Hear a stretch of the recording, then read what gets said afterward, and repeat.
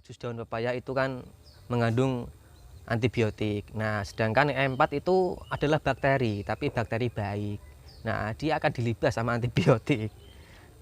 Karena apa? Karena antibiotik itu tugasnya itu membunuh bakteri. Nah, dia tidak pandang bulu, mau bakteri baik, mau bakteri jahat. Nah, halo kawanku semuanya, selamat pagi, selamat siang, selamat sore, dan selamat malam untuk teman-teman saya petani lele yang ada di Indonesia maupun di seluruh dunia ini. Nah, jumpa lagi dengan saya di Sidat TV Channel, tentunya channel yang membahas tentang cara budidaya lele yang baik dan benar. Nah, dalam kesempatan kali ini saya akan berbagi informasi tentang pengaruh buruk jus daun pepaya dalam ikan lele. Nah, apakah teman-teman pernah ketika memberi jus daun pepaya ke kolam lelenya, nah terus akhirnya kolamnya jadi bau? Nah, itu penyebabnya apa? Nah, saya akan jelaskan teman-teman ya.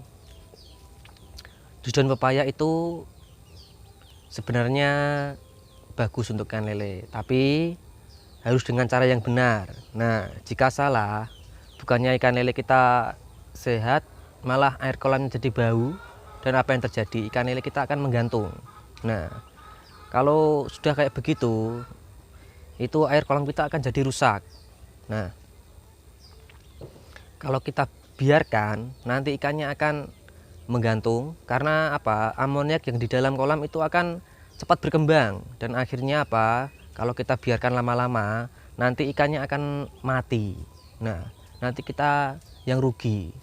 Kenapa saya tidak pernah pakai jus daun pepaya atau mengkudu? Nah, karena saya itu pakai cara modern.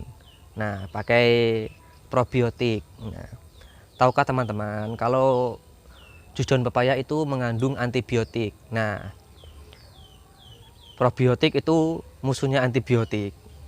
Artinya antibiotik itu yang membasmi bakteri. Nah, dia tidak pandang bulu dalam membasmi bakteri, bakteri jahat maupun bakteri baik. Nah, kalau probiotik kan bakteri baik. Nah, tapi antibiotik itu tidak mau tahu, dia akan membunuh bakteri, semua bakteri, dari bakteri jahat maupun bakteri baik. Nah, probiotik itu kan juga dari salah satu dari bakteri. Makanya itu teman-teman, ketika teman-teman budidaya lele dengan cara yang modern, artinya dengan menggunakan probiotik untuk membibis pakan ataupun untuk diberikan ke kolam. Nah, saat teman-teman menguras air, tentunya teman-teman ada yang memberikan jus daun pepaya. Ketika melihat di YouTube, katanya jus daun pepaya itu bisa menghilangkan stres pada ikan lele. Nah, setelah diberikan, malah akhirnya apa? Kolamnya jadi bau. Nah, kemarin ada pertanyaan dari Bapak siapa kemarin? Bertanya seperti ini, Mas, kok di videonya Mas kok nggak pernah membahas tentang jus daun pepaya atau memakai jus daun pepaya? Kenapa Mas?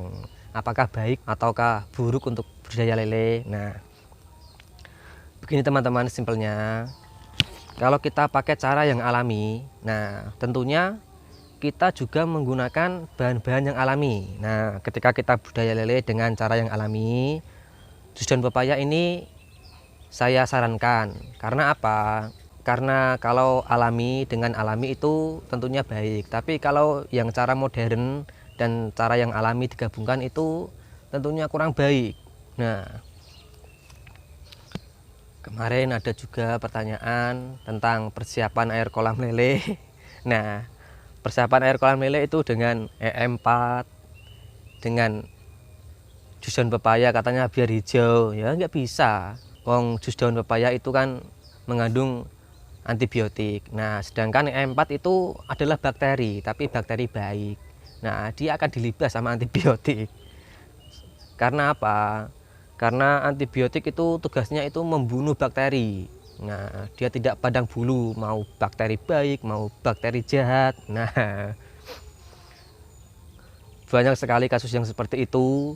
Nah, ketika dia melihat video-video di YouTube tentang manfaat jus daun pepaya, walah, akhirnya dia meniru. Setelah diaplikasikan, air kolamnya jadi bau. larinya ke saya. Lah saya nggak tahu.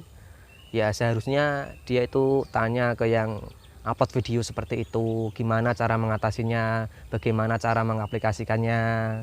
Nah, buat teman-teman yang membuat channel YouTube tentang budidaya ikan lele, alangkah baiknya jika teman-teman itu mengutamakan kualitas ya, bukan cuma ingin mendapatkan viewer banyak, tapi juga mengutamakan kualitas agar para subscribernya itu tidak salah dalam mengikuti jejaknya ya.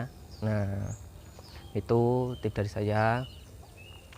Nah, sekian dari saya teman-teman. Pokoknya intinya kalau menggunakan cara alami ya pakai cara yang alami, tapi kalau menggunakan cara yang modern pakai probiotik yang seperti saya, probiotik Rabal, itu tentunya jangan pakai jus daun pepaya atau mengkudu. Nah, itu sangat bertentangan. Nah, karena mereka itu bermusuhan sebenarnya.